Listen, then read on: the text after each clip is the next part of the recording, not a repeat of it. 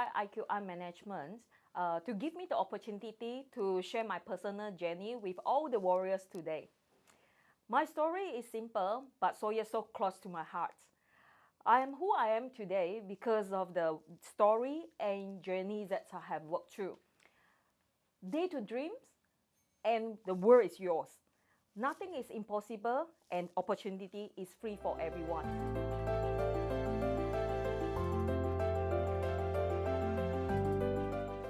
My name is Lily. I'm the director of IQI Australia.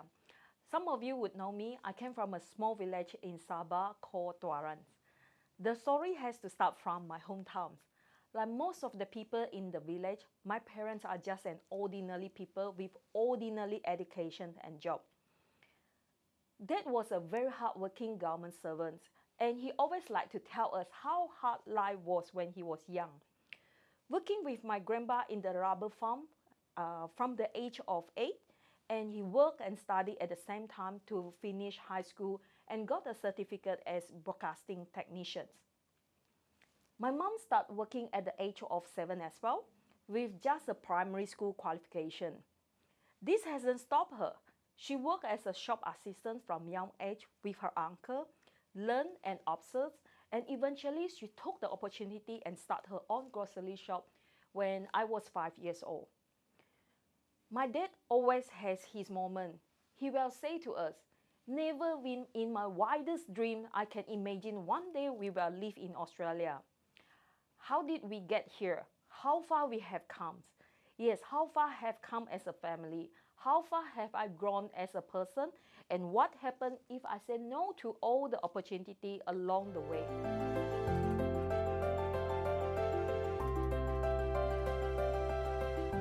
I graduated from high school when I was 17.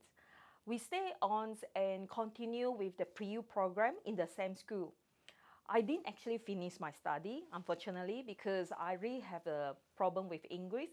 So I actually go into the workforce and work as a primary school teacher. I genuinely love my job at that time because teacher is a well-respected job, and I enjoy creative with my teaching methods.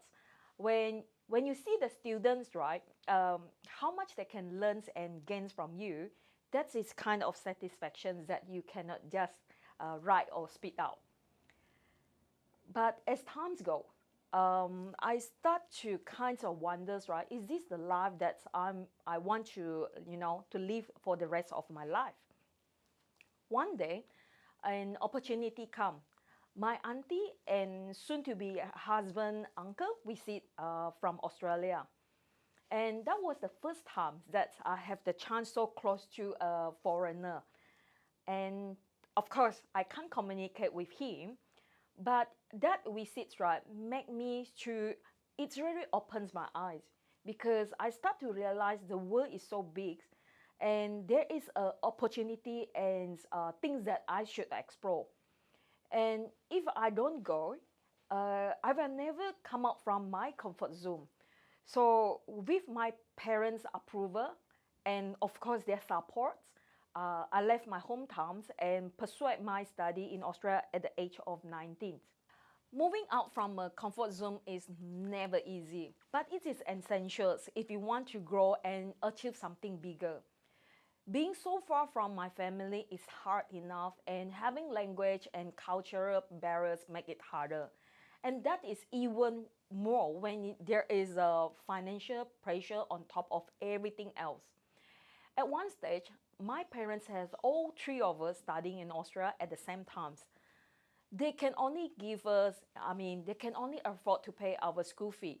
And we all have to work part-time to earn our living. The pressure is enormous. At that time, I have two choices: to give up and go back to my comfort zone, or press on to pursue a bigger dream and fulfill my desire.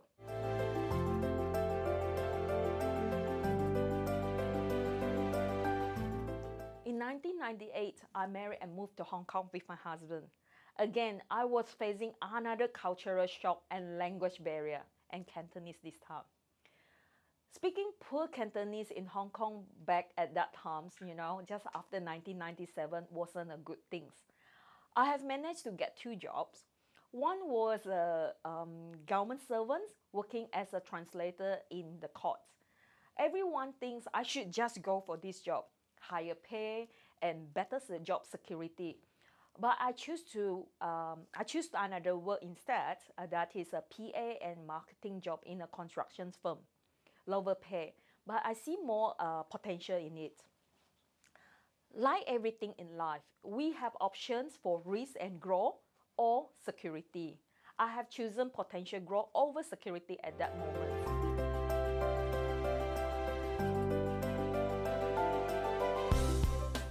The PA job was my stepping stone to my next job opportunity in Hong Kong. This is a term. This term is just a 3 months temporary secretary job for a general manager in a big German firm. Though it's only a 3 month temporary position, I work much harder than the rest. I give my 100%. My colleague says I'm stupid, and my boss was so not easy to deal with. My work is finally paid off. Within 2 month times, I was offered a higher position as a merchandise controller. There was a few levels of jump from a secretary positions. Then I have learned that to be success, right, there's no magic, no overnight success story, no shortcuts. Hard work and dedications are the key. You need to take every opportunity seriously and give it your best. Dare to be different. Stood out from the crowd instead of blending in. Stay focused on your dream. In 2003, the SARS year, I volunteered to be transferred to China, be the pioneer of the new procurement departments in China.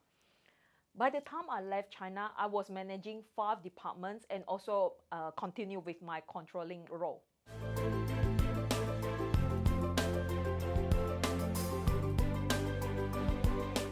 I have earned enough during my times in Hong Kong and China.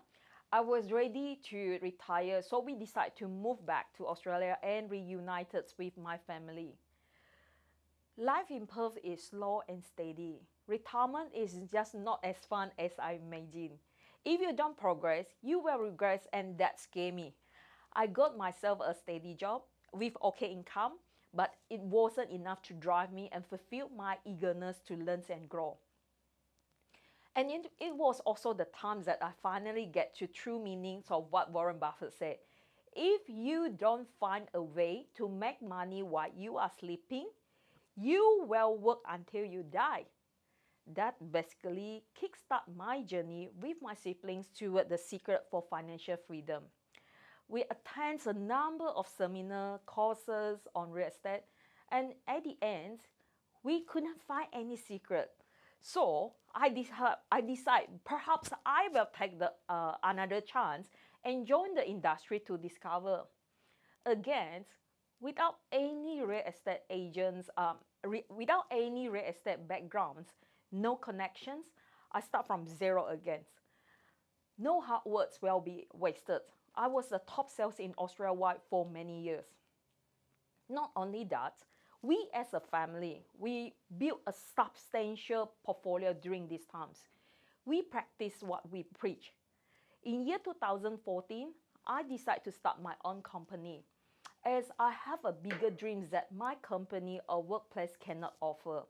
And I have important values that I want to uphold that are important to me.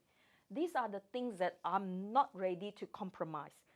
Discovering your own set of value, and that is so important as an entrepreneur. These are your cornerstone.